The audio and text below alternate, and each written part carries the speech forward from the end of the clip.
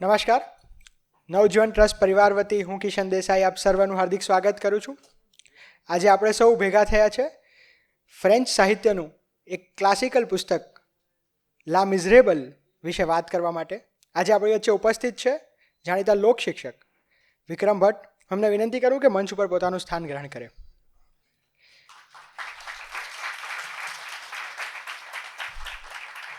સમાજ જીવનના 3 આયામો: પુરુષ, સ્ત્રીઓ અને બાળકો. દારિદ્રતાને કારણે પુરુષોની અધોગતિ, ભૂખમરાને લીધે સ્ત્રીઓની બરબાદી અને ભૌતિક અને આધ્યાત્મિક અંધારા વચ્ચે ઉછેરતા બાળકો. આ એ સમયની વાત છે ફ્રાન્સની, 19મી સદીનું આ ફ્રાન્સ, કે જ્યારે એક ભૂખમરા અને દરિદ્રતાને કારણે આખું સમાજ જીવન છિન્ન ભિન્ન થતું હતું. તો આ પુસ્તકનું ગુજરાતી અનુવાદ મૂળશંકર ભટ્ટ દ્વારા કરવામાં આવ્યું. 1947માં મૂળશંકર ભટ્ટે લા મિઝરેબલનું ગુજરાતી અનુવાદ લા મિઝરેબલના નામે કર્યું, જે આગળ જતાં 1977માં દુખિયારાના નામે આપણી સમક્ષ ઉપલબ્ધ થયું. સ્વામી આનંદ આ પુસ્તકની પ્રસ્તાવનામાં નોંધે છે કે ગાંધીજીના આગમન પછી આત્મવિશ્વાસપૂર્વક દેશી અને પરદેશી સાહિત્ય સૃષ્ટિને ખેડનારી એક પ્રતિભાશાળી પેઢી દેશમાં ઊભી થઈ. ભાઈ મૂળશંકર ભટ્ટ આ પેઢીના એક ચુનિંદા પ્રતિનિધિ અને વિદ્યાર્થી આલમના હીરો છે. આ પિતા વિશે જ્યારે લખાય છે ત્યારે એક ચુનિંદા અને આ વિદ્યાર્થી આલમના હીરો. તો આજે આપણી વચ્ચે એ જ વિદ્યાર્થી આલમના હીરો વિક્રમ ભટ્ટ પણ ઉપસ્થિત છે. હું એમને વિનંતી કરું કે આવો લા મિઝરેબલ અને દુખિયારા વિશે આપણી સમક્ષ વાત કરે.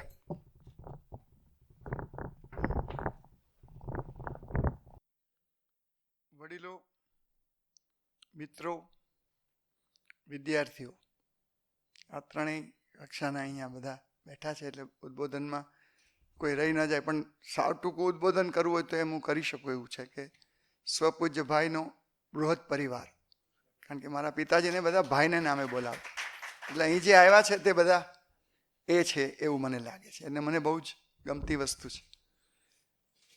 પિતાજીનું ગુજરાતી કરેલા પુસ્તક વિશે બોલવાનો આ મારો પહેલો અનુભવ છે. એમણે લખેલી સાહસિકની સૃષ્ટિ કે પાતાળ પ્રવેશ કે ખજાનાની શોધમાં કે 80 દિવસમાં પૃથ્વી પ્રદક્ષિણા, એટલે એમણે ગુજરાતી કર્યું છે, તે એની વાર્તા સ્વરૂપે વિદ્યાર્થીઓને ક્યારેક કહી છે. પણ લા મિઝરેબલ જેવું મોટું પુસ્તક અને એ પુસ્તક વિશે વાત કરવાનું આ મારો પહેલો અનુભવ છે. એટલે વાંચતા વખતે 2 વસ્તુ મારે ધ્યાનમાં રાખવાની હતી કે ભાવક તરીકે હું ક્યાંય ખેંચાઈ ન જાઉં. એક વસ્તુ મનમાં નક્કી રાખી હતી આ જ્યારે દરખાસ્ત આવી ત્યારથી, કે આખી કથામાં ક્યાંય હું વિવેચક ન બની જાઉં, કારણ કે એક એવું વાક્ય મેં વાંચ્યું છે કે વિવેચકના ક્યાંય પૂતળા હોતા નથી, એટલે એમાં દાખલ નથી થવાનો.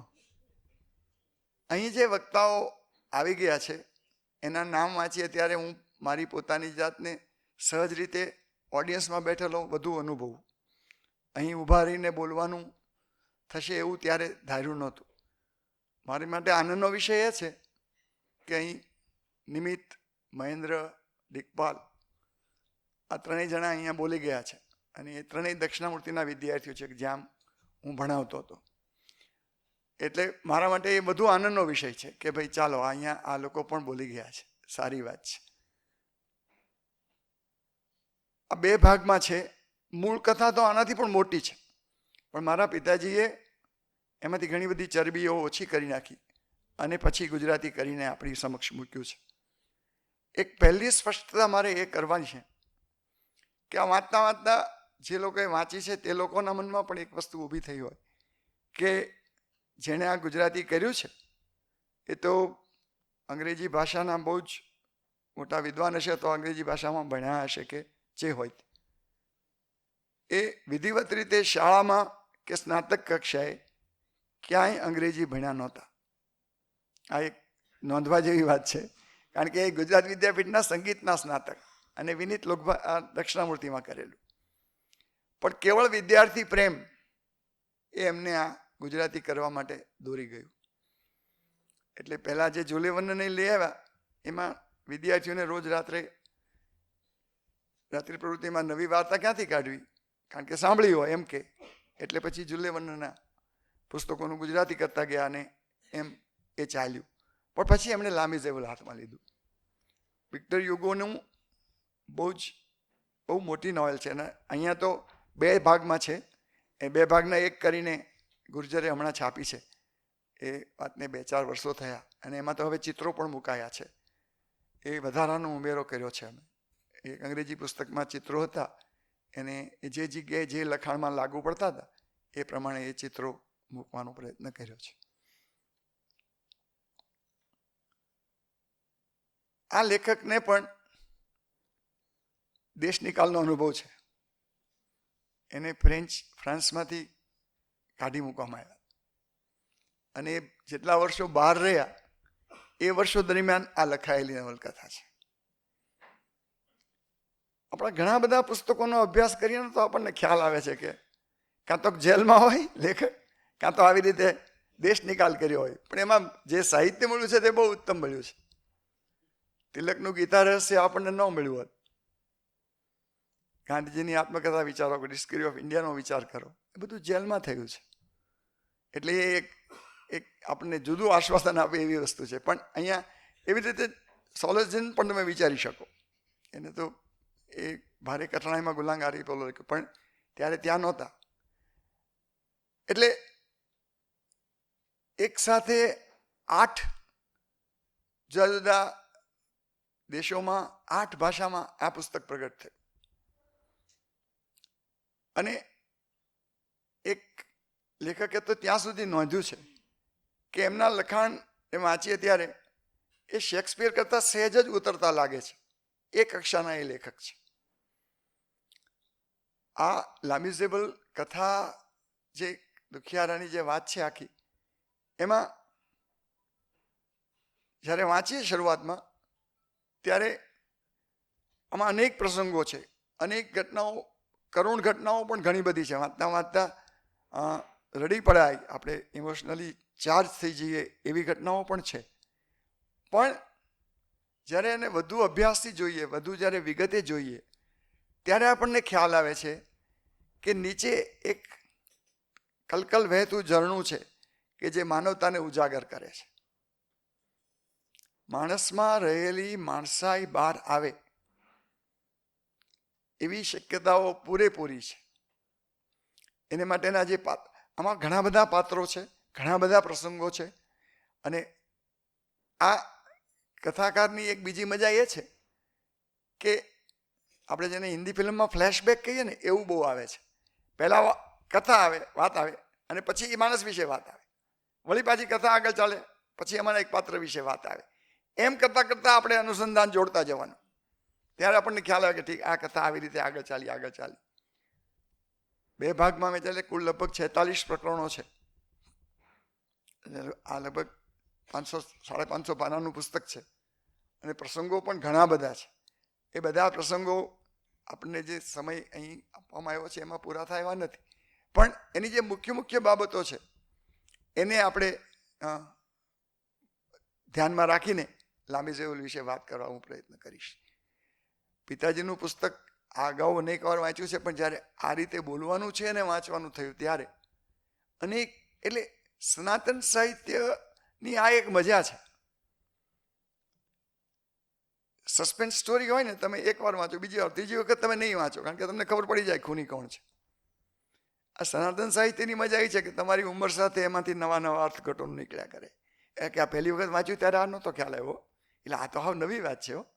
એ જ આપણી સમજણની સાથે એનો વિકાસ થાય ને, એ દ્રશ્યનો, એ ઘટનાનો, એ વાક્યનો, એ અલગ હોય છે.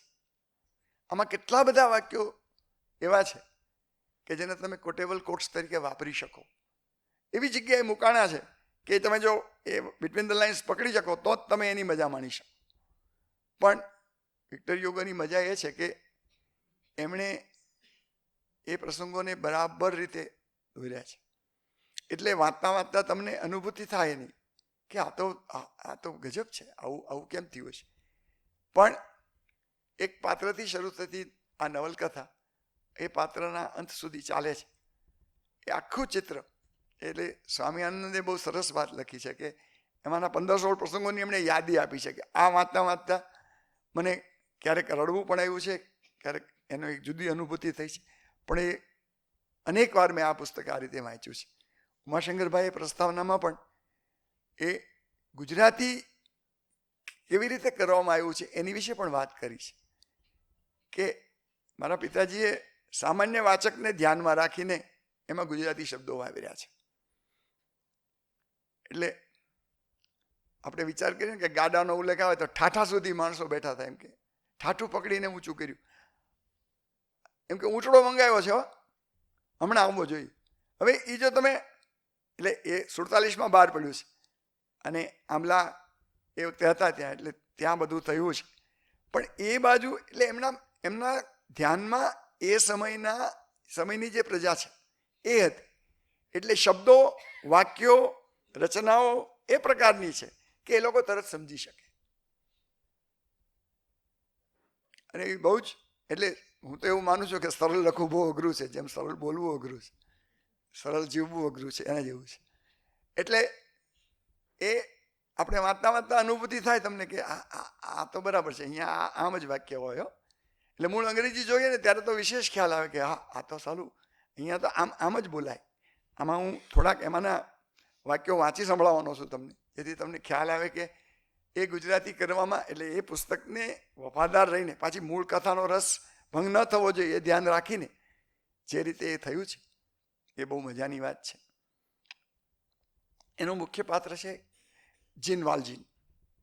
આમ એનો જો ફ્રાન્ચ ઉચ્ચાર કરીએ ફ્રેન્ચ તો જ્યાં વાલ જ્યાં થાય. આ લા મિઝરાબ લા, ત્યાં બધા મીંડાવાળા રેસ્ટોરાં એમ બોલે. એકવા તમે જાણો કેટલાક શબ્દો પરિચિત છે, પણ એનું જીન વાલજીન કર્યું છે એમને.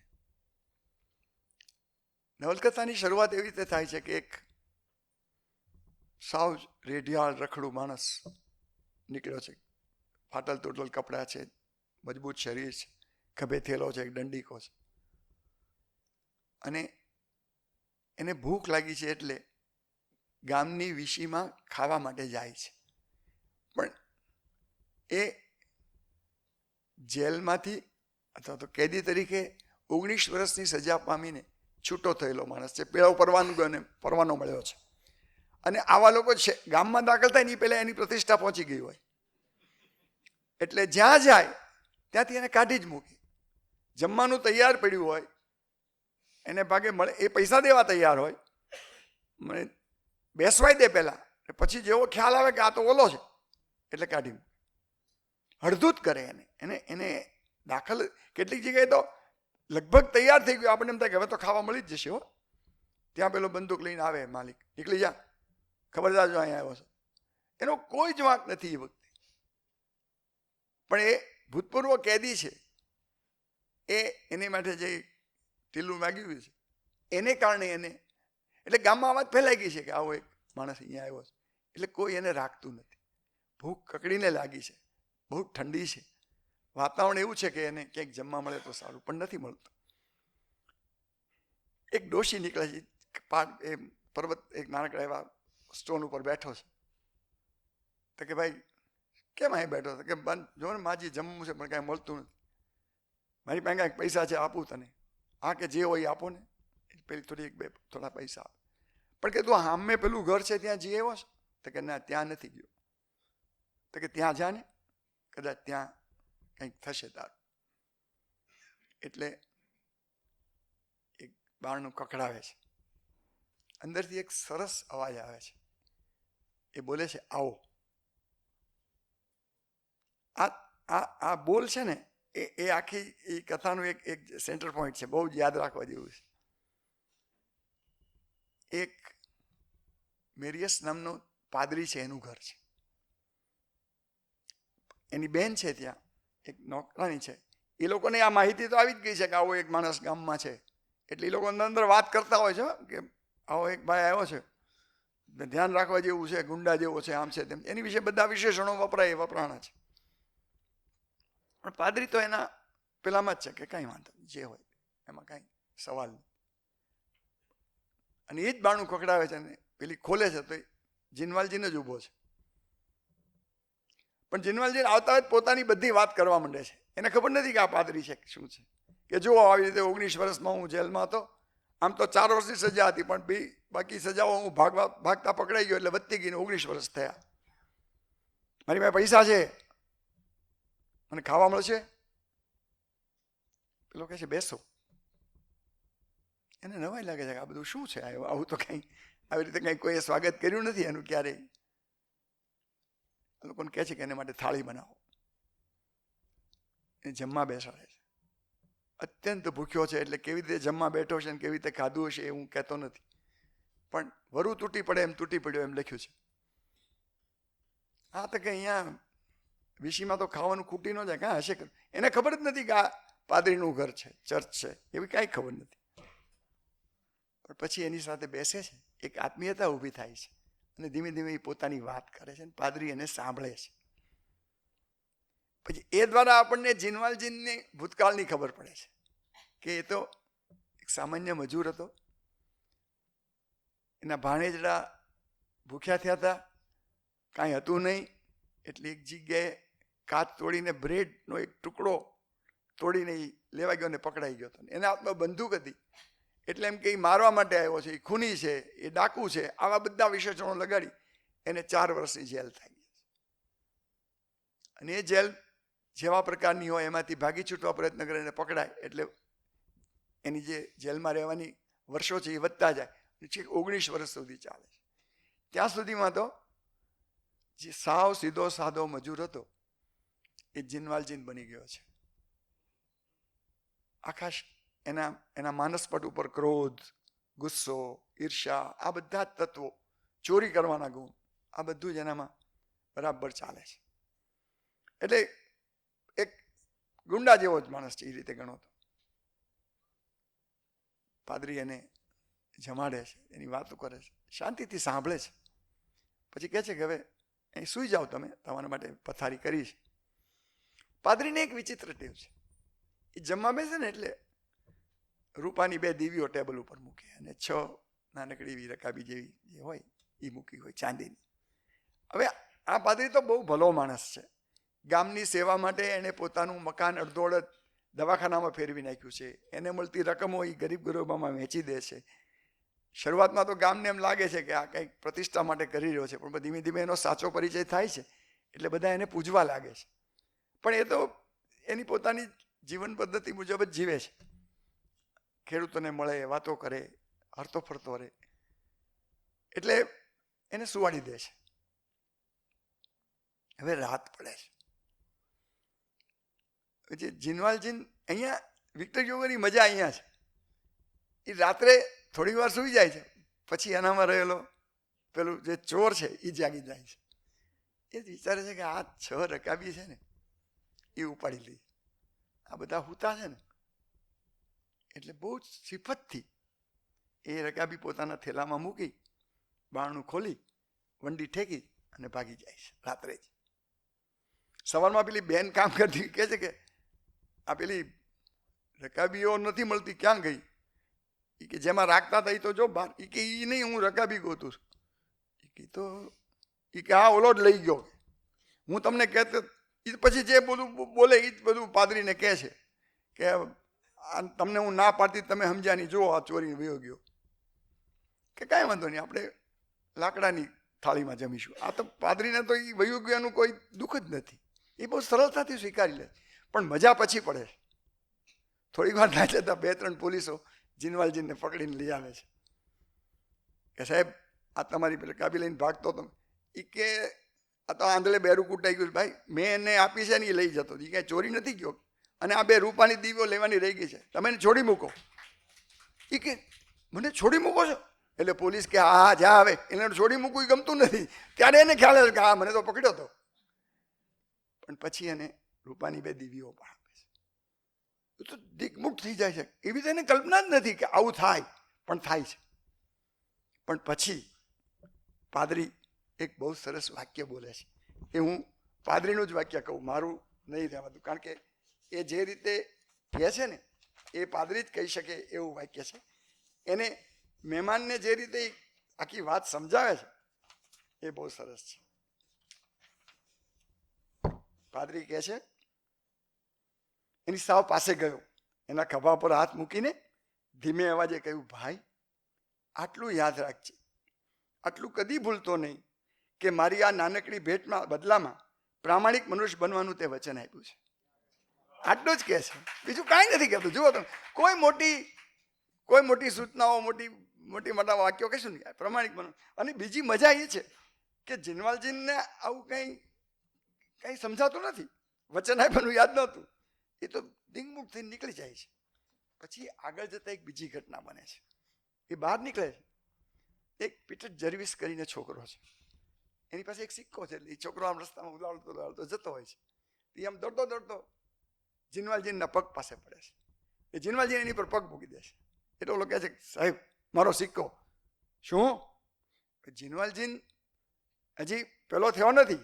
આપણે ધારીએ છીએ એવો સુધરતો નથી. એ તો ઝડપથી તો ફિલ્મમાં સુધરે, આમ ન સુધરે. એટલે ઓલો કહે છે કે સાહેબ મારો સિક્કો તમે પગ કાઢો, હું લઈ લઉં. મારો સિક્કો છે સાહેબ. ઓલો નાનો છોકરો છે બિચારો, એ તો શું કહી શકે. અને આ તો ઓલમોસ્ટ અને વિકરાળ લાગે, આમ આંખો જુએ તો બીક લાગે એવો છે. શું કીધું તે? તારે પૈસા જોઈએ છે એમ? તારો સિક્કો એમ બોલે. ઓલો એની હવે જુએ છે ને તો છળી મરે અને ભાગે છે ત્યાંથી. પીટર જર્વિસ ભાગી જાય છે. આ થોડીક વાર પછી જુએ છે કે અરે આ તો ઓલા છોકરાનો સિક્કો. અને પછી એ બૂમ પાડીને એની પાછળ દોડે છે. પીટર જર્વિસ જીનવાલજી કોઈકને પૂછે છે કે તમે આવો કોઈ છોકરો જોયો? કે ના ભાઈ જોયો નથી. પણ પહેલી વખત 20 વર્ષમાં એ નથી મળતો. પછી એક નાનકડા પાના ઉપર બેસીને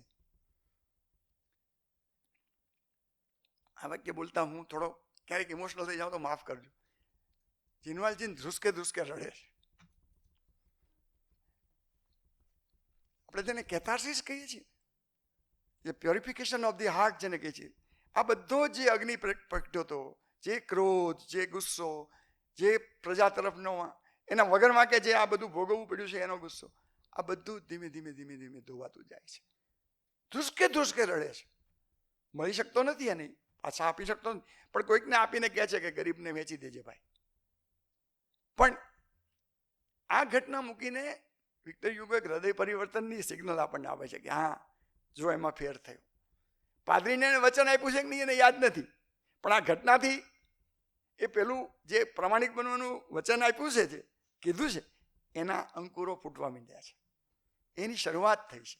સ્પ્રાઉટિંગ જેને કહીએ છીએ આપણે, એ થયું છે. એટલે વિક્ટર હ્યુગોની મજા આવી છે કે એ બધી ઘટનાઓ મૂકીને આખી વાત આગળ ચલાવે. પછી તો એક શહેરમાં એ જાય છે.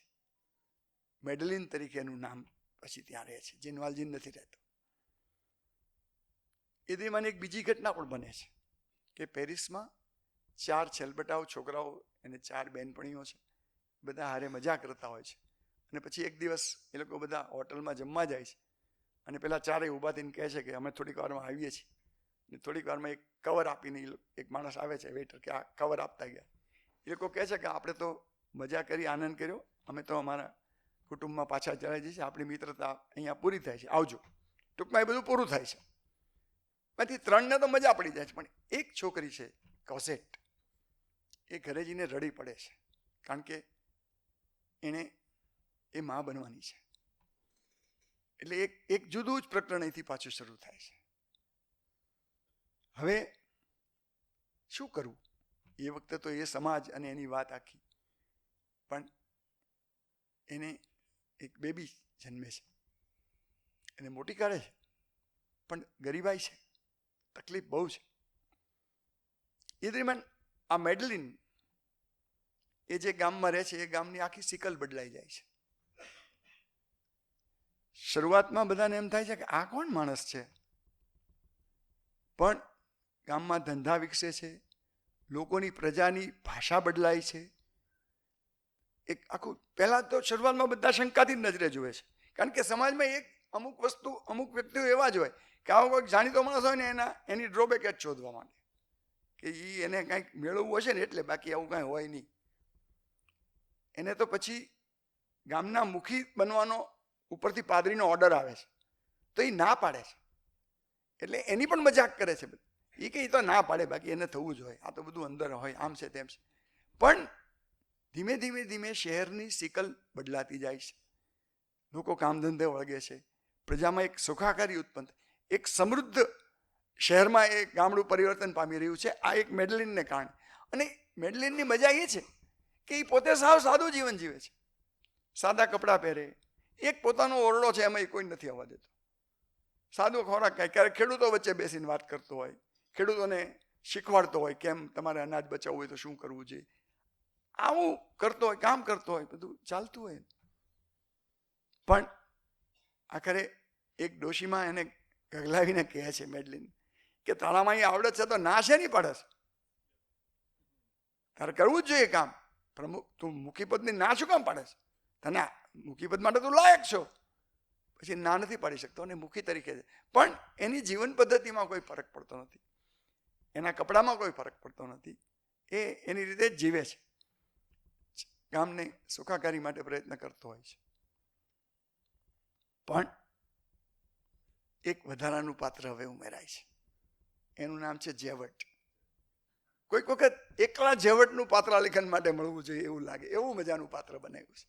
એ પોલીસ અમલદાર છે, એનો જન્મ જ જેલમાં થયો હતો, એટલે નાનપણથી જ એને ગુનેગારો સાથે કેમ વર્તવું એ બાબતમાં એની પાસે એક ચોક્કસ નિયમો હતા. એટલે એની શોધ એ બાબતમાં ચાલુ જ રહે, ગુનેગારોની ઉપર એની નજર રહે. અને એને આ બધી માહિતી હતી કે આવી રીતે એક જીનવાલજીન કરીને હતો, એ આવી રીતે દીવી ચોરીને નીકળ્યો છે, એક છોકરાના પૈસા એને ઉપાડ્યા, પણ પછી ક્યાં ગયો એ ખબર નથી. પણ શોધ તો કરવી જ જોઈએ, કોઈ દેખાય છે એવું એમ.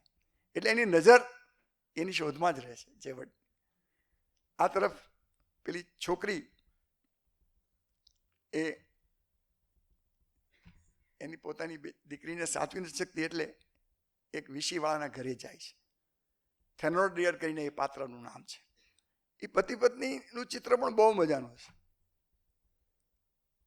ભારે લુચ્ચા માણસો છે બંને, દુષ્ટતાની બધી જ એનામાં ક્વોલિટી હતી એમ કહી શકીએ. એની પાસે જાય છે, એની 2 દીકરીઓ છે, એ રમતી હોય છે ને આ જઈને ઊભી રહે છે કે ભાઈ તમે આને સાચવશો. આ લોકો સમજી જાય છે કે આ માટલું પકડાણું છે, જવા ન દેવાય. એટલે કે હા હા મૂકી જા, કાંઈ વાંધો નહીં, અમે સાચવશું, પણ હા અત્યારે આટલા પૈસા દેતી જા, પછી દર મહિને આટલા મોકલવા પડશે. તો કે વાંધો નહીં. ગામના લોકો જુએ છે કે એક સ્ત્રી એ પાદરમાંથી રડતી રડતી જતી હોય છે. એ આપણને ખ્યાલ આવી જાય કે આ કોઝેટની જ વાત છે કે એને દીકરી મૂકી જવી પડી છે, એને કારણે રડે છે. પણ પેલો થેનોડિયર બહુ, એની પત્ની, બંને એ લોકો એક જ કામ કરે છે, એની 2 દીકરીઓને બહુ જ પ્રેમથી રાખે છે અને આની માથે કાંઈ વિતાવવામાં બાકી રાખતા નથી. 7-8 વર્ષની હોય છે પણ શરીર સાવ સુકાઈ ગયું છે. એની પાસે બધા જ કામ કરાવે, પાણી ભરવા એને જ જવાનું, વાળવાનું એને, અને કોઈ રમત નહીં રમવાની, રમકડાથી એની 2 દીકરીઓ રમે. ગાળો, ઢીકાપાટું, થપાટો, આ બધું જ એને સહન કરતી હોય છે. અને ત્યાંનો શિયાળામાં જે સવારમાં કામ કરતી લોકો જુએ તો જોનારની આંખમાં આંસુ આવી જાય એવી સ્થિતિમાં એ છોકરી ત્યાં રહે છે. અને આ બાજુ એની માં, આ લોકો જે કાગળ મોકલે, અને એની માં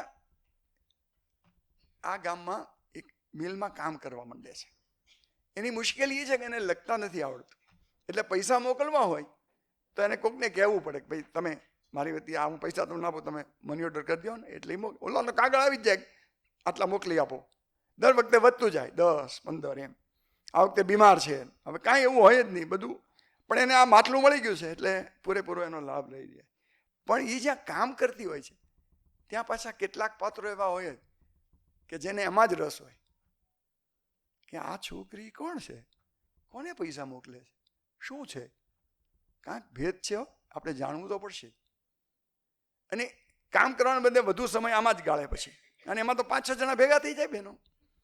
એમાંથી એક તો સ્વ ખર્ચે એ થેનોડિયલની જે વિષય છે ત્યાં જઈ આવે છે અને જાણી આવે છે કે હા આની જ દીકરી છે ને એ ત્યાં એને મૂકીને ગઈ છે. હવે એ વાતની ખબર પડતા શેઠ એને કાઢી મૂકે છે કે હાલે આ પૈસા તને હવે કામ નહીં મળે. એનો કોઈ જ વાંક નથી, પણ એક જ વાંક કે એને આવી રીતે દીકરી છે એને કીધું નથી, એને કુંવારી માં છે. ક્યાં જાય? દાંત પાડીને વેચી નાખવા પડે, વાળ કાપીને વેચી નાખવા પડે પૈસા માટે, અને પછી તો એ દેહની દુકાન માંડે છે. કોઈ વિકલ્પ જ નથી.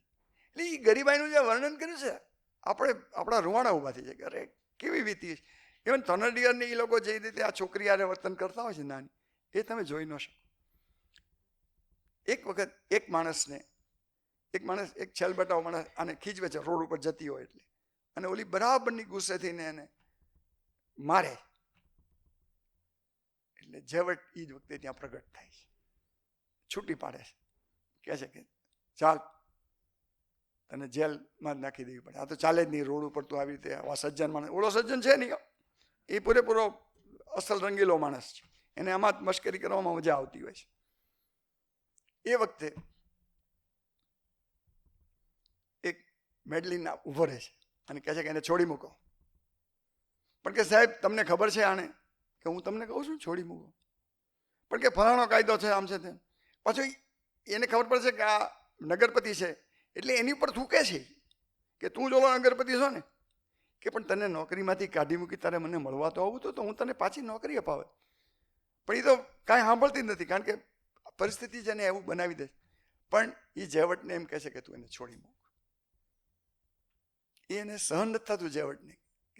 પણ આ તો બહુ, જે મેડલિન છે ને બહુ તૈયાર માણસ, એ તો કલમ બોલી જાય છે કે તને હું આ કલમ જોઈ જવા વિનંતી કરું છું, મ્યુનિસિપાલિટીના આ કાયદો જોઈ જાત, અને હું તને હુકમ કરું છું કે તું એને છોડી મૂક.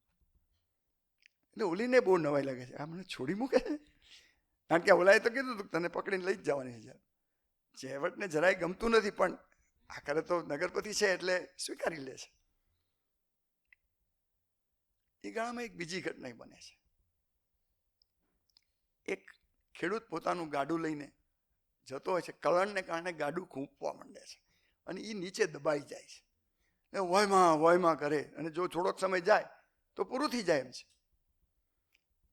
જે પ્રેક્ષકો ઊભા છે, જે જોવાવાળા ઊભા છે, એમાં જેવટ પણ છે અને મેડલિન પણ છે. ને જેવટ કહે છે કે આવું ગાડું દબાતું હોય ને નીચે માણસ દબાતો હોય, એને બચાવી શકે એવો એક જ માણસ મેં જિંદગીમાં જોયો છે, એનું નામ જીનવાલજીન હતું. મેડલિન ઊભો છે અને એ જુએ છે કે પૈસા જાહેર કરે છે કે 10 રૂપિયા, ચાલો કોઈ આવે જ, કોઈ આવતું નથી. ઓલાના 5 લાખ અપાવવા મળે છે કે હવે સાહેબ નહીં બચ્યું. એ ગાડાની નીચે મેડલિન જાય છે અને જોરથી ગાડું ઉંચકી અને કલણમાંથી આખું બહાર કાઢે છે. બીજા બધા તરત મદદે આવી જાય છે અને પેલો બચી જાય છે.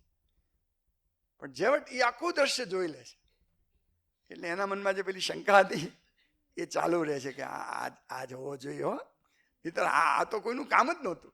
એ ઘટના દ્વારા જેવટના મનમાં રહેલી શંકાનું એક પ્રકારનું સમાધાન થઈ રહ્યું છે, એવો પ્રસંગ એમણે મોંધ્યો છે. હવે આ છોકરીને હોસ્પિટલમાં દાખલ કરે છે કારણ કે બીમાર છે, અને કહે છે કે શું છે તારી પર? કે મારી દીકરી અહીંયા છે ને. એ કે તું ચિઠ્ઠી લખી દે, હું જઈને છોડાઈ આવીશ, બધા જ પૈસા આપી દઈશ, તું ચિંતા કરમાં. મેડલિન ખાતરી આપે છે. પણ જુઓ કે દુનિયામાં છે ને ક્યારેક કોઈ ઘટનાઓ એવી બને કે જે આપણી કાબુ બહારની છે, ત્યારે એક જુદી ઘટના બને છે. એ ઘટનાની જે મૂકી છે જે રીતે વિક્ટર યુગે, આપણને એમ થાય કે આ જગ્યાએ આ કેવી રીતે ઊભું કર્યું, પણ પછી આપણને ખ્યાલ આવે કે ના બરાબર છે, આમ જ હોય. એ ઓફિસમાં ઝડપથી કામ પતાવી રહ્યો છે નગરપતિ મેડલિન, કે મારે જવું છે થેનોડિયરની પાસેથી દીકરીને છોડાવવી છે. ત્યાં જેવટ આવીને ઊભો રહે છે. સાહેબ, મેં એક અપરાધ કર્યો છે અને મને તમે છૂટો કરો એમ કહું. કે શું અપરાધ કર્યો? મને તો કાંઈ ખબર નહીં. એ કે તમે તે દિવસે પેલી છોકરીને છોડીને ત્યાર પછી મેં તમારી વિરુદ્ધ કાગળો કર્યા બહુ જ, અને ઉપર મોકલાવ્યા કે આ તો જીનવાલજીન જ છે ને ચોર છે ને ડાકુ હતો ને 19 વર્ષની સજા પામેલો માણસ છે ને આ તો અહીંયા ચાલે જ નહીં વગેરે વગેરે. પણ સાહેબ, ઉપરથી કાગળ આવી ગયો છે કે હું ખોટો હતો. એટલે મને એ પોતે એમ કહે છે કે મને મારી નોકરીમાંથી છૂટો કરો. એટલો બધો પાછો સિદ્ધાંતવાળો માણસ છે. જેવટનું પાત્ર બહુ મજાનું છે. એ કહે છે કે મને છૂટો કરો એમ કહેવાય. પણ કે શું કામ છૂટો કરવું? એ તો કે કારણ એ છે સાહેબ કે સાચો જીનવાલજીન મળી ગયો છે. ઓલા હાથમાંથી કાગળ પડી જાય છે. શું વાત કરો? કે હા, ક્યાં શું થયું? એ કે આવી રીતે એક ખેડૂત છે, એ સફરજનની ડાળી તોડી સફરજન ચોરતો હતો ચોમાસામાં, પકડાઈ ગયો છે. અને બધા એમ કહે છે કે જીનવાલજીન છે અને એની સજા 2 દિવસમાં આ જગ્યાએ થવાની છે જેલમાં. તો કે અત્યારે તમે જાઓ. કે પણ સાહેબ મને અત્યારે મેં તમને કીધું ને તમે જાઓ, એ તમને છૂટા કરવા વિશે પછી વિચારશો, અત્યારે કાંઈ નથી કરવાનું. એટલે આ તો પાછો માન આપે ને, એટલે ટોકો નમાવીને બહાર નીકળી જાય. હવે મજા છે. વિક્ટર યુગોની નવલકથામાં મનોમંથનના ઘણા બધા પાનાઓ છે. એટલે એક પાત્ર એની સાથે જીનવાલજીનું જ બીજું રૂપ, એક મેડલિન એક જીનવાલજી, એ એકબીજાની સાથે જે સંઘર્ષ કરે આ ઘટના પછી, એનું જે લેખન છે એ તો ભારે રોમાંચક છે. કારણ કે એ 2 રીતે વિચારે છે, શું કરવું, પ્રગટ થવું, હું જીનવાલજીન છે એમ જ્યાં જઈને કહેવું કે ભલે ઓલાનું જે થવું એ થાય, મારે હું તો મેડલિન છું ને. અને બીજું પેલી કોઝેટની દીકરીને મારે બચાવવાની છે, એનું શું થાય જો હું ત્યાં વયો જાઉં તો. આમ મનોમંથન ચાલે છે બરાબર. એ મનોમંથનના જે વાક્યો છે એ આમાં હું લઈને આવ્યો છું, પણ અત્યારે વાંચવા નથી. પણ ઘડીક એને એમ થાય છે કે ના ના નથી પ્રગટ થવું, પણ પછી એને પેલી દીવી દેખાય છે 2. અરે કે આને આ તો મારે યાદ રાખવાનું છે. પેલાને બીજો જીનવાલજીન બનાવવો છે કે હું જે છું એ પ્રગટ કરવું છે, મારે શું કરવું જોઈએ? આખરે મેડલિન હારે છે ને જીનવાલજીન જીતે છે. એટલે એક ઘોડાગાડી માટે એક જણને કહી આવે છે કે સવારમાં મને ગાડી મોકલી દીધી. એ 4 વાગ્યામાં ગાડી ઘોડા બધું આવી જાય. એની વિગતો પણ બહુ મજાની છે, કારણ કે મળતું નથી ઝડપથી. પણ એક જગ્યાએ એમ કહે છે કે સાહેબ આમાં 24 કલાક થશે. એટલે એને પોતાને એમ થાય કે હાશ હું તો મોડો પછી ત્યાં તો ચુકાદો આવી ગયો હશે એટલે કાંઈ વાંધો નહીં આવે. પણ જે જગ્યાએ એ કેસ ચાલે છે ત્યાં એ પહોંચી જાય છે. ભારે મહેનતથી પહોંચે છે, પણ પહોંચે છે.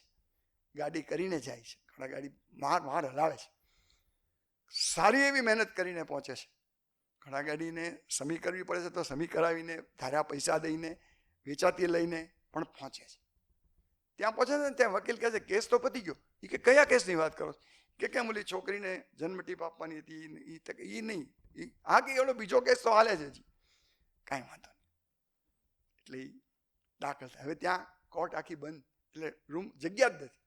એટલે પેલો કહે છે કે ભાઈ અંદર જગ્યા નથી તમારા માટે, કેસ પતે પછી ખુલશે. એ કે તમે એક કામ કરો ને. એટલે ખિસ્સામાંથી ચિઠ્ઠી કાઢે છે, નગરપતિ મેડલિન એમ લખીને મોકલે છે. એટલે એક જણ તરત બહાર આવે છે, સાહેબ આપ આવો, તમારા માટે જગ્યા છે. હવે મજા કોર્ટમાં છે. પેલો ખેડૂત છે, અભણ ખેડૂત છે. વરસાદમાં માત્ર એને એક સફરજનની ડાળી નીચે પડી હતી, એમાંથી સફરજન લીધું, એ જ એનો વાંક, અને એને કારણે એને પકડી લીધો છે. હવે વિચાર કરો. અને એની પર આરોપ શું છે? આ જીનવાલજીન છે, એણે તો આટલું બધું કર્યું છે, એટલે એને તો મોટી સજા જ થવી જોઈએ. એટલે એક એના તરફી વકીલ હોય, એક સરકારી વકીલ હોય, એ સામે સામી બધી દલીલો કરે છે, જજ સાંભળ્યા કરે. જીનવાલજીન શાંતિથી બેઠો છે. અને 2-3 જણા તો એમ કહે છે કે આ જ જીનવાલજીન છે. એટલું જ નહીં, મજાની વાત તો પછી છે કે જેવટની પણ કાગળ આવે છે કે આ જ જીનવાલજીન છે. અને જેવટનું એટલું મોટું માન છે કે બધા કહે છે કે ભાઈ જેવટ કહે છે તો એ જ હોય, એમાં કંઈ બીજું ન હોઈ શકે. હવે જે પેલો જીનવાલજીન નથી અને ફોલનો ચોર છે એમ કરીને જે વાત કરે છે, એ માણસ જે બોલે છે એ મારે એમના જ વાક્યમાં કહેવાનું છે. એ માણસ જે જીનવાલજીન નથી, બરાબર, સીધો સાધો ખેડૂત છે બિચારો. પણ આમાં 2 વસ્તુ છે. એક તો સરસ ગુજરાતી છે, અને જે રીતે એ તળાફડી બોલાવે છે ને બોલવાની, એ મારે તમારી સમક્ષ મને વાંચતા મજા પડી હતી. એટલે મેં કીધું ચાલો તમને પણ. એ કહે છે, એ પોતે બોલે છે. હવે કારણ કે બોલો પૂછે તારે કંઈ કહેવાનું છે બચાવમાં? એટલે કહે છે મારું કહેવાનું એમ છે કે બેલુ શેઠને ત્યાં હું ગાડીના કારખાનામાં કામ કરું છું. એ કાંઈ સહેલું કામ નથી. આખો દી કોઢમાં ખળીમાં કામ કરવું પડે. એમાં પાછળથી ગોદા મારનાર મુકાદમ ઊભા જ હોય. ટાઢ કહે કે મારું કામ પહેરો વાઢવાનું શું રાખ હોય? ટાઢ ઉટાડમાં જરાક હાથ મસળીએ ત્યાં તો શેઠ કહે એલા આળસ ઉડે છે, કામ કર કામ. બહાર બરફ પડતો હોય ત્યારે હાથમાં લોઢું કેમ પકડાય? તમે જ કહો ને. આ મને 53 થવા આવ્યા, પણ 40 વર્ષે તો કામ કરીને માણસ નામના ઘોડાની જેમ ઉતરી જાય. ખબર છે, આ મને શરીર હવે કચર પચર રહ્યા કરે છે. વળી ઉંમર થઈ એમ શેઠ પગાર ઘટાડતા જાય છે. મારી એક દીકરી હતી, ધોબીનું કામ કરતી હતી, માંડ પોતાનું પેટીયું કાઢતી. શિયાળો હોય વરસાદ હોય પણ કપડાં ધોયા વગર ન ચાલે.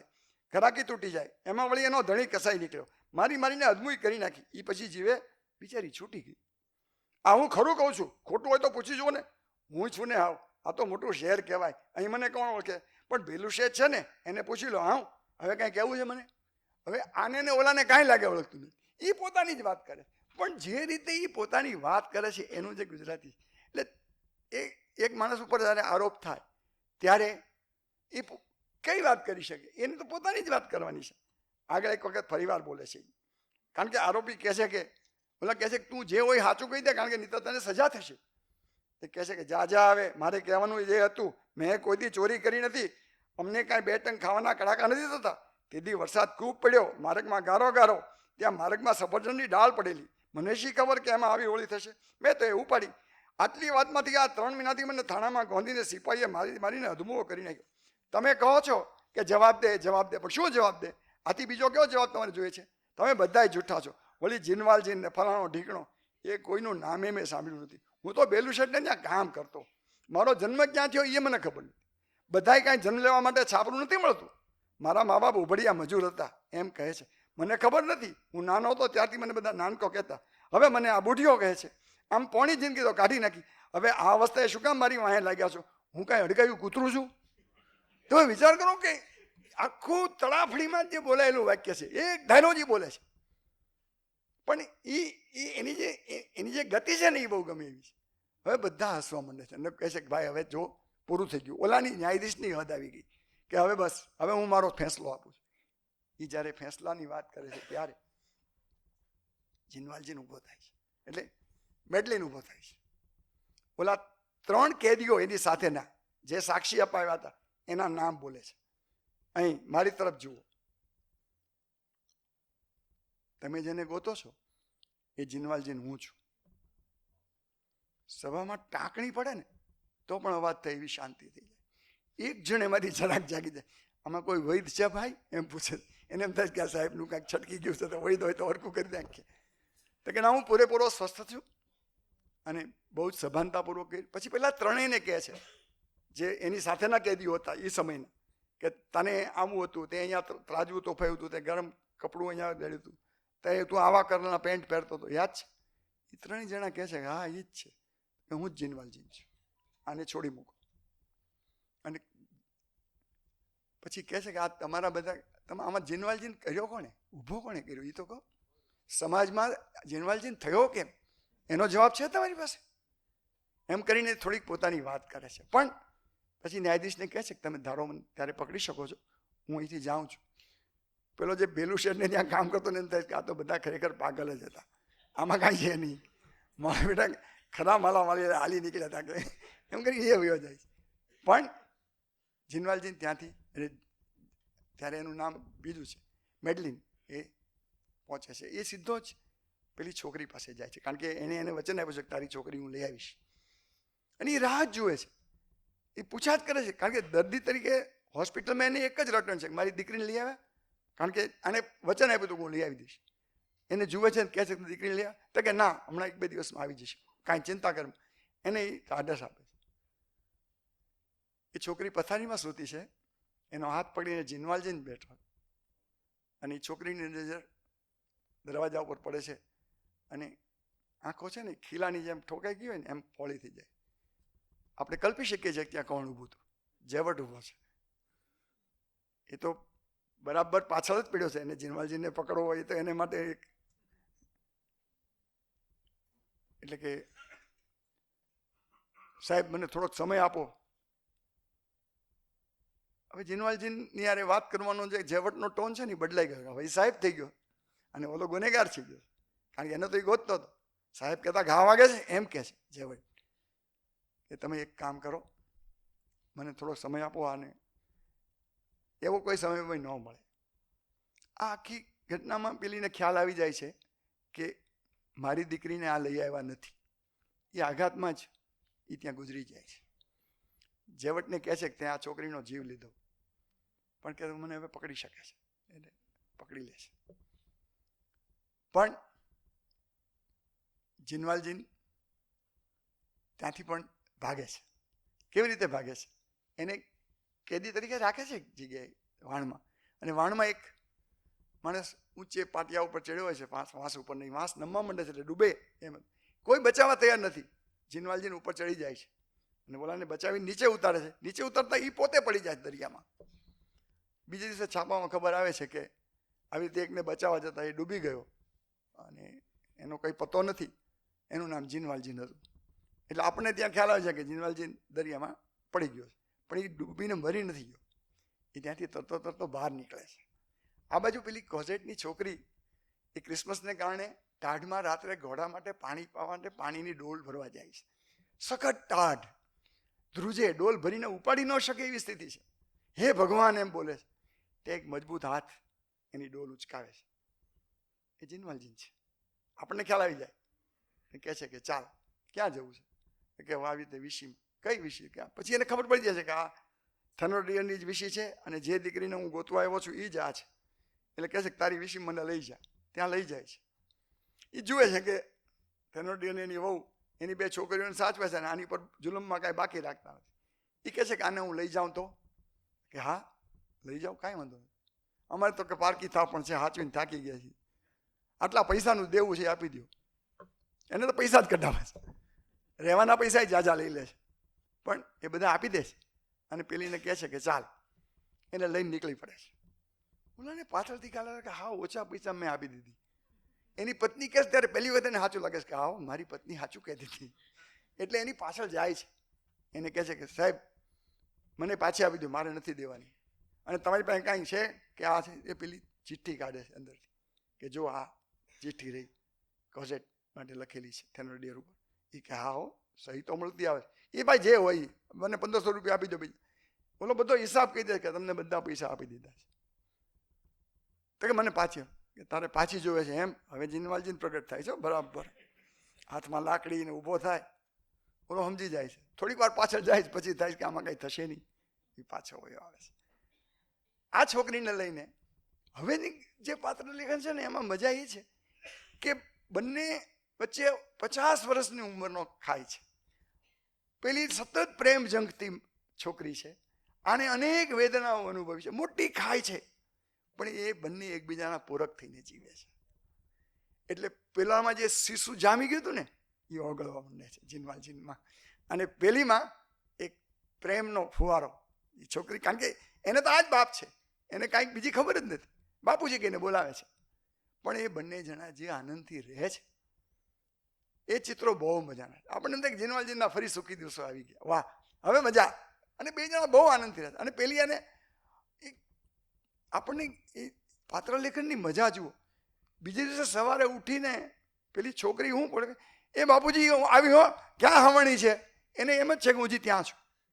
એ કહે છે કે બેટા હવે તો આપણે ત્યાં નથી, તું આરામ કર. ત્યારે એને થાય કે હા, પછી ઢીંગલી અરે રમતી હોય, એને ગીતો ગાય, એને વાર્તા કહે, અને એ બે જણા જે મજા કરે છે એનું ચિત્ર પણ બહુ મજાનું છે. આપણને બહુ જ આનંદ આવે કે વાહ. પણ એમ થતું નથી, ટકતું નથી આનંદ. જેવટને ખ્યાલ આવે છે, એ એને ખબર પડે છે કે એક માણસ અહીંયાથી રોજ નીકળે છે સાંજે અને ભિખારીને પૈસા આપતો હોય છે. એટલે એક દિવસ એ પોતે જ ભિખારી થઈને બેસે છે અને બેના ચહેરા મળે છે, તેને ખ્યાલ આવી જાય છે આને કે આ જેવટ જ છે. એટલે બીજે જ દિવસે ત્યાંથી એ ઘર ખાલી કરીને બે જણા નીકળવાનો પ્રયત્ન કરે. એક ખાંચ ગલીમાં એ ભાગે છે અને જેવટના માણસો લઈને કહે છે દોડો, પકડો. જીનવાલજીને એને ગળે રાખી અને ચડી જાય છે લીંબુડીની ઝાડ પકડીને, અને એક મોટી દિવાલ પડીને પાછળના ભાગમાં પડે છે છોકરીને લઈને. એ એક દેવળની જગ્યા છે અને ત્યાં એને મળે છે કોણ ખબર છે? જે પેલો ડોસો જેને એને ગાડા નીચે બચાવ્યો હતો ને એ મળી જાય છે. એ કહે છે કે એ તમે અહીંયા કાકા, મેન્ડલિન કાકા તમે અહીં ક્યાંથી, કેવી રીતે આવ્યા, ઉપરથી ઉતર્યા? એને તો ખબર જ નથી કે આવી રીતે અવાય. એ કહે કે જો ભાઈ એ તું કાંઈ પૂછમાં, મને અહીં રહેવા ઠેકામાં. કે હા ભાઈ આવો, વાંધો નહીં. એના બે પગે બાંધેલા છે, અવાજ આમ ભટકાય ને એટલે અવાજ આવે. એ કે આ શું કામ તને બાંધ્યું? એ કે આ સાધ્વીઓનું દેવળ છે, અહીંયા બધી નન રહે છે અને હું નીકળું ને મારો અવાજ થાય એટલે એ લોકો વયા જાય, મારો ચહેરો ન જોવો. એ લોકોની જીવનની પણ આખી અલગ પદ્ધતિઓ છે, પણ એ ત્યાં રોકાઈ જાય છે. બંને જણા ત્યાં રહે છે, પણ ત્યાંથી બહાર તો નીકળવું છે. બહાર જવાનું આને છૂટી છે.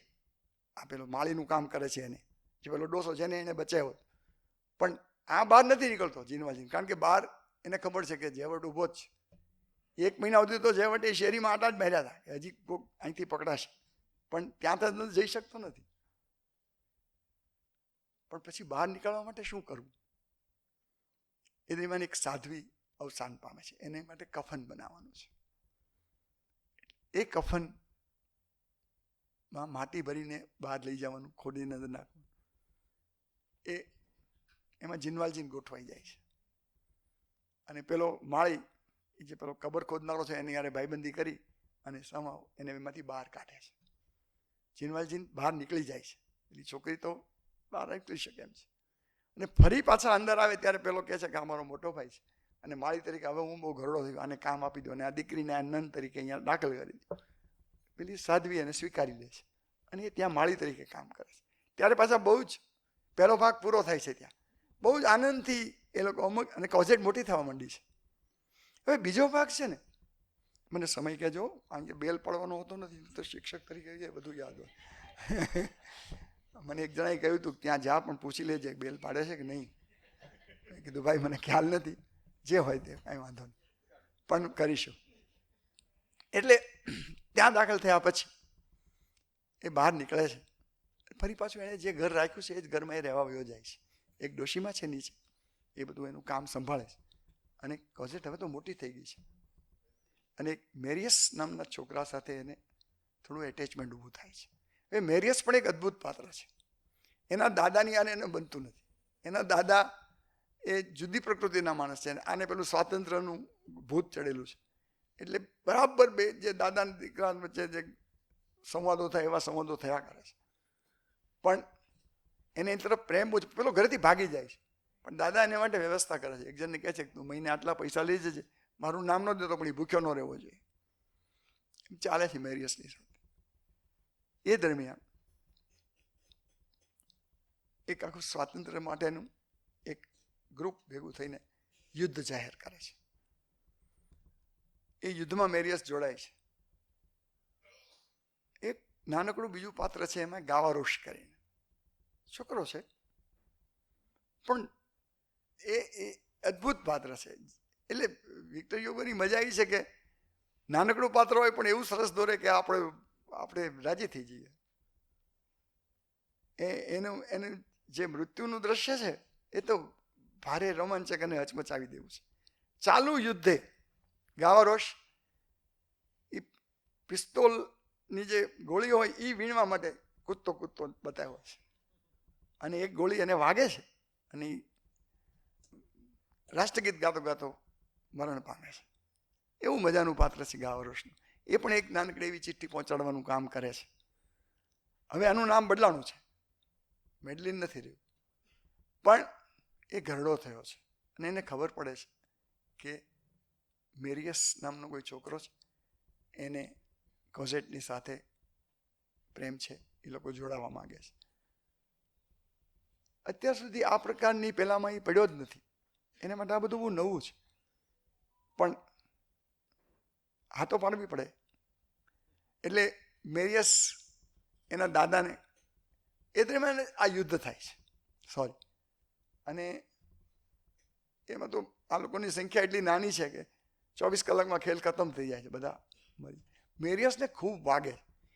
એ જ્યારે યુદ્ધ થતું હોય છે ત્યારે જેવટ પકડાય છે અને આ લોકો એને બાંધી દે છે. અને એ વખતે સૈનિકનો વેશ પહેરીને જીનવાલજીન પણ એ યુદ્ધમાં જોડાયેલો છે. એ ઓળખી જાય છે કે આ જેવટ છે.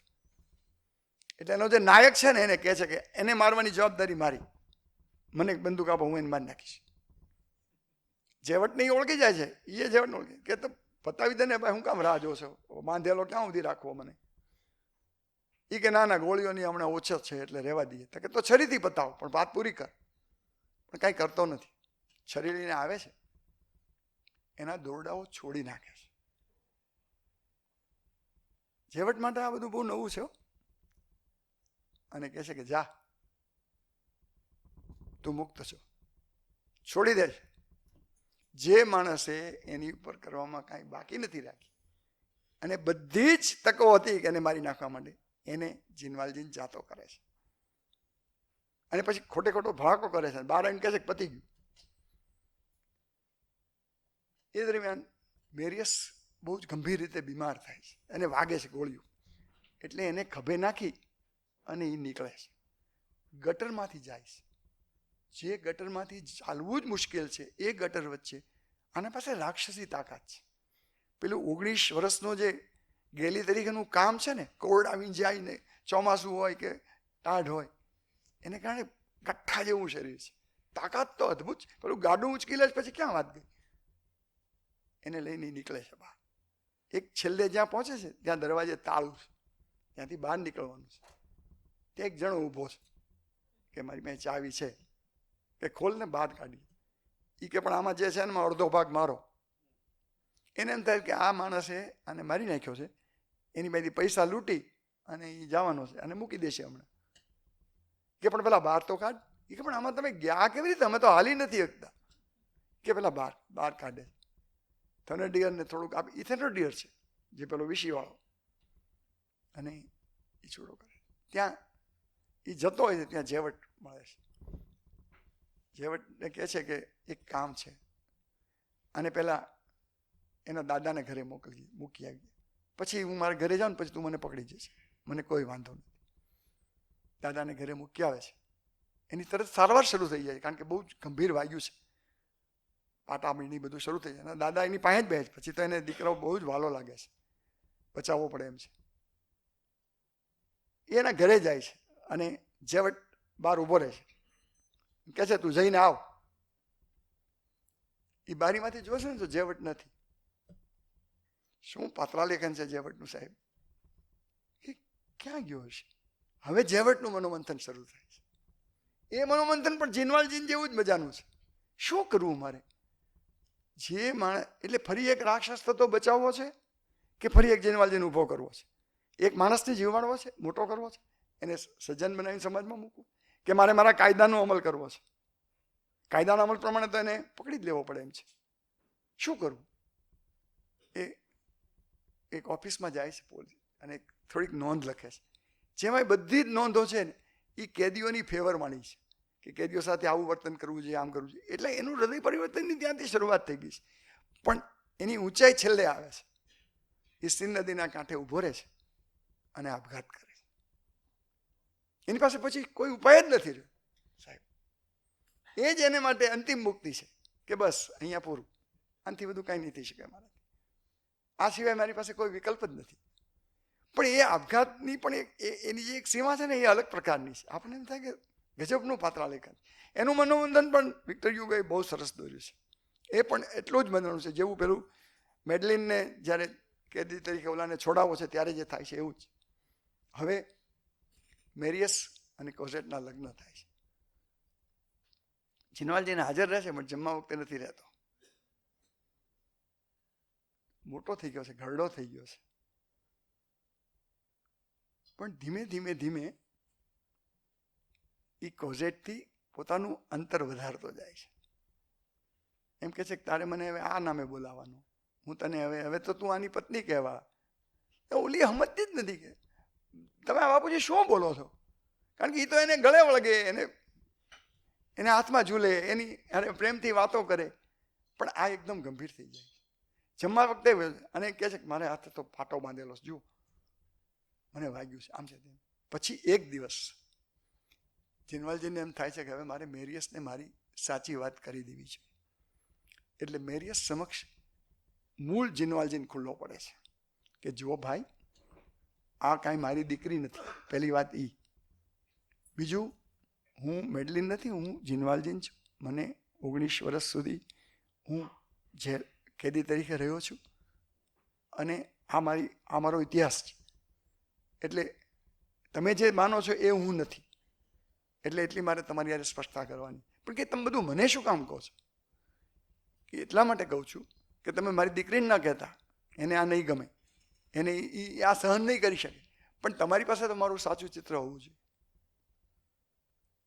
જે માણસ આટલું બધું સત્યને પછી વળગી રહે એટલે ત્યારે આપણને પેલો પાદરી યાદ આવે કે પ્રમાણિક બનવાનું વચન આપ્યું છે, એ પાળે છે, બધી જ વિગતો કહી દે છે.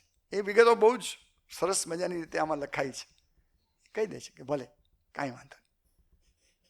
હવે આપણે અંત ભાગ તરફ જઈ રહ્યા છીએ ત્યારે એક ઘટના એવી બને છે કે જેને કારણે કથામાં જુદો ટ્વિસ્ટ આવે છે. એને ઘરે થેનોડિયર આવે છે, મેરિયસને ઘરે, કે સાહેબ તમને એક વાત કરવાની છે, પણ કે એના પૈસા થશે, આને પૈસા સિવાય કોઈ રસ નથી. એ કે હા બોલ, આપીશ, બોલ શું છે? એ કે સાહેબ તમારા ઘરમાં એક ચોર ને ડાકુ ને ખૂની રહે છે. કે હા મને ખબર છે. એ કે એનું નામ તકે જીનવાલજીન, મને એ ખબર છે. મેરિયસ બધી આને એમ થાય આને બધી માહિતી છે, મને પૈસા નહીં મળે, પણ કે તમને અધૂરી માહિતી છે. એ કે મને એવી ખબર છે કે જીનવાલજીને આનું ખૂન કર્યું હતું, મેડલિનનું. એટલે પેલો હસવા માંડે. એ કે કેમ દાંત કાઢે? એ કે સાહેબ જીનવાલજીને મેડલિન એક જ છે, એટલે ખૂન કરવાનો તો પ્રશ્ન જ આવતો નથી. તો કે પણ એ જેવટને બંને કર્યું. એ વાત એ ખોટી છે. જેવટે આપઘાત કર્યો હતો. એની બધી એના બધા ખિસ્સામાં બધા એવિડન્સ રાખે છે, કાગળો, છાપામાં આવેલી નોંધ કે સાહેબ એને સીન નદી ઉપરથી આપઘાત કર્યો તો એને જેવટે મારી નથી. અને કે તમને એક બીજી વાત મારે કરવાની. હવે ઓલો પૈસા ઘટાડતો જાય ને આ વાત કરતો જાય, પણ મેરિયસ એની પાસે બે છે કે આની પાસે કાંઈક માહિતી તો છે જ, આ છે કાંઈક જુદી પ્રકૃતિ. કારણ કે પાછું એને વોટરલૂમાં કામ કર્યું છે એટલે એને એની તો થોડું માન પણ છે કે બેસી જા હાર કરવા. એ કે સાહેબ એક બહુ જ ઘાયલ થયેલા માણસને ખભે નાખીને ગટરમાંથી એ નીકળતો હતો ત્યારે હું બહાર ઊભો હતો અને લોહી લુહાણ હતો. સાહેબ એને એ મારી જ નાખવાનો હતો, કોને ખબર શું થયું. પણ કે એના ગળામાં એક જે પટ્ટી હતી ને ફાડેલી, એ લોહીવાળી કોટની, એ એની નિશાની, એવી એક નિશાની પણ આવે. હવે મેરિયસને લાઈટ થાય કે આ તો જીનવાલજીન છે ને જેણે મને બચાવ્યો છે, આ તો મારો જીવન ઉદ્ધારક છે. ઓલાને તો કહે છે તું અહીંથી વહેલી તકે અમેરિકા ભેગો થઈ જાય તો તને હું અહીંયા જ પતાવી દઈશ, પૈસા જોતા લે. કારણ કે એના કોટ, જૂનો કોટ કાઢે છે ને એની ઓલી પટ્ટી મેળવે છે, એને ખ્યાલ આવે છે કે આ મારા જ કોટની પટ્ટી છે, એટલે મને જ મેરી બચાવનાર જીનવાલજીન છે. હવે એ દોડીને કોઝેટ પાસે જાય છે, જલ્દી કર આપણે એના ઘરે જવાનું છે. ઓલીને તો કાંઈ સમજાતું જ નથી, મને હું કામ લઈ જાય, પણ ચાલ. અને પછી એ લોકો જીનવાલજીનના ઘરમાં દાખલ થાય છે. પછીનું જે વર્ણન છે ને એ હું કદાચ નહીં બોલી શકું, એટલે વાંચી બતાવું, ત્યાં આપણે પૂરું કરીશું. બહુ જ નાનકડું છે, જાજુ નથી, એટલે તમે ચિંતા નહીં કરતા.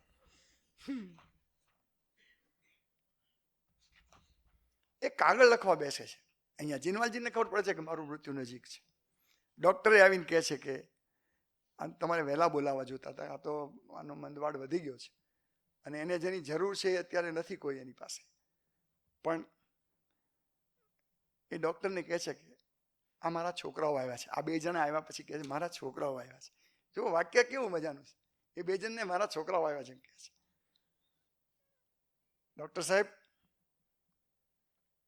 આપણને ન ગમતી વાત હોય એટલે ઈશ્વર પ્રત્યે રોષ ન હોય.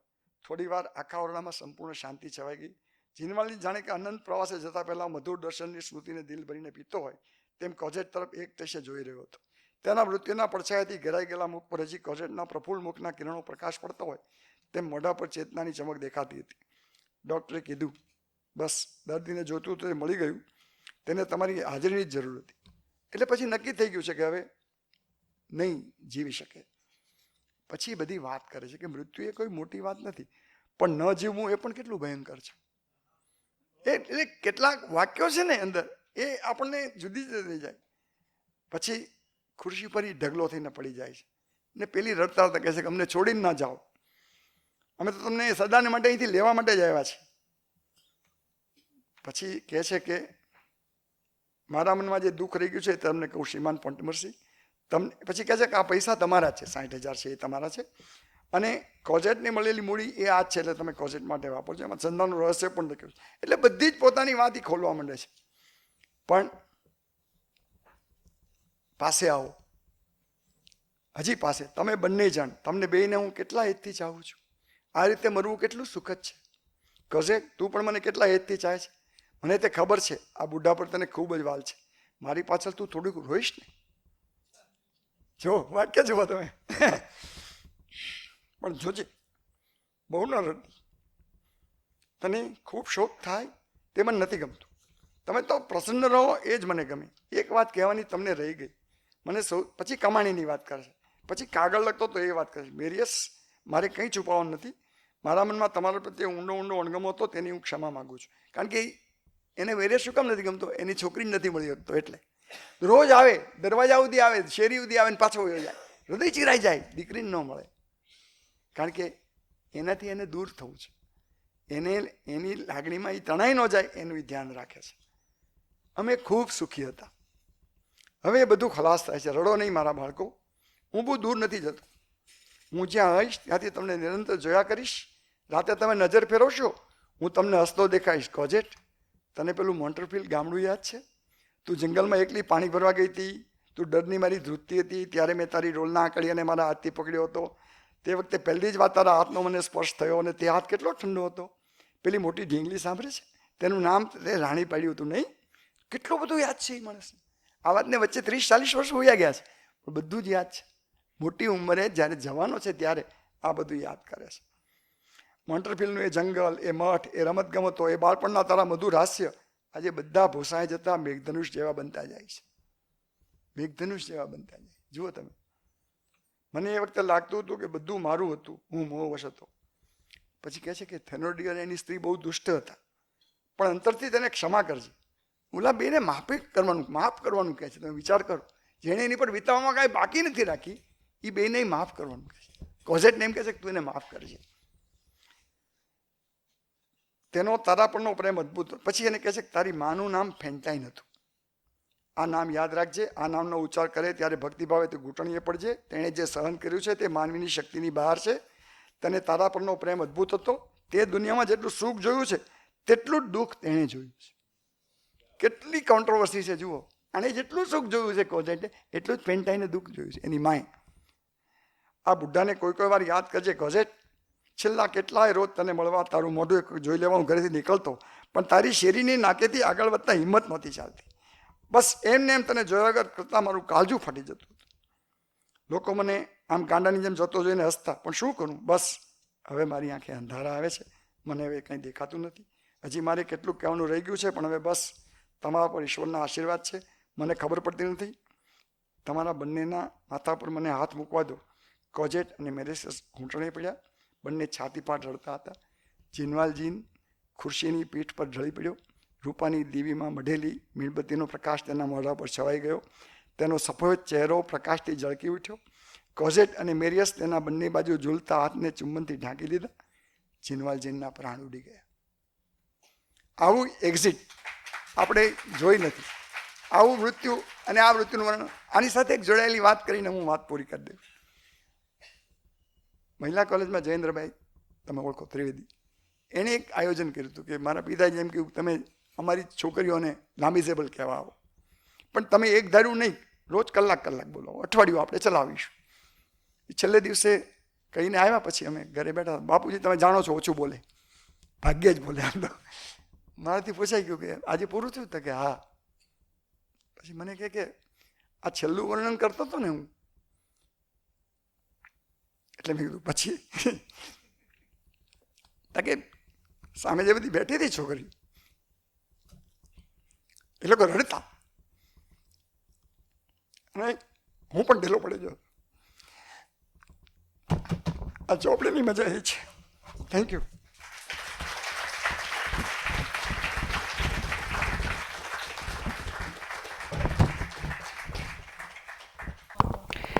આભાર વિક્રમભાઈ. સમાજ જીવન વિશેના પુસ્તકો એ સાહિત્યનું એક દસ્તાવેજીકરણ આપણા માટે બની રહે છે. ગુજરાતમાં પન્નાલાલ પટેલ હોય કે ફ્રાન્સમાં વિક્ટર યુગો હોય, આપણને સમાજ જીવનનું એક દસ્તાવેજીકરણ આ પુસ્તકો થકી મળ્યું છે. આપણે વાત કરી ગાંધીયુગના અનુવાદકોની. મૂળશંકર ભટ્ટ દ્વારા આ પુસ્તક દુખિયારાનું આપણને ગુજરાતી અનુવાદ મળ્યું. આ પુસ્તક અનેક અન્ય લેખકોએ પણ આનો અનુવાદ કર્યો છે. એમાં 1964માં દરિદ્ર નારાયણ નામે ફરી આ પુસ્તકનો અનુવાદ થયો, ને જે ગોપાળદાસ જીવાભાઈ પટેલ જેના દ્વારા કરવામાં આવ્યું. આ બંને પુસ્તકો પોતાની ધરી પર ખૂબ વિશિષ્ટ છે. કાકા સાહેબ કાલેલકર હોય, સ્વામી આનંદ, ઉમાશંકર જોશી, મગનભાઈ દેસાઈ વગેરે આ બંને પુસ્તકોને એક ખોબલે ઊંચકી લીધા છે. આ પુસ્તક આજે અમારા હૃદયકુંજમાં ઉપલબ્ધ છે. ત્યાંથી તમને 20% ડિસ્કાઉન્ટ જોડે આ પુસ્તક મળી રહેશે. થોડી જાહેરાતો કરવી છે. આવનારા કાર્યક્રમોમાં 28મી ડિસેમ્બર રાજેશ વ્યાસ મિસ્કિન પોતાની કાવ્યગોષ્ઠી પરંપરામાં હાજર રહેશે. પોતાની કવિતાઓ વિશે વાત કરશે અને પોતાની સર્જન પ્રક્રિયા વિશે વાત કરશે.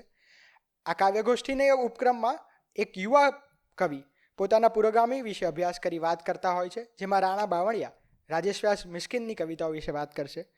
12મી જાન્યુઆરીએ હિમાંશી શેલત પોતે પોતાની કેફિયત રજૂ કરવા આવી રહ્યા છે. 20મી જાન્યુઆરી સોમવારે હિન્દી સાહિત્યનું ખૂબ જાણીતું નામ દિવ્યપ્રકાશ દુબે આવી રહ્યા છે. 26મી જાન્યુઆરીએ ભરત મહેતા પ્રભુદાસ ગાંધીનું પુસ્તક જીવનનું પરોડ વિશે વાત કરવા પધારી રહ્યા છે. અને 1લી ફેબ્રુઆરીએ કાવ્યગોષ્ઠી પરંપરામાં 2 યુવા સર્જકો જુગલ દરજી અને રિંકુ રાઠોડ પધારી રહ્યા છે.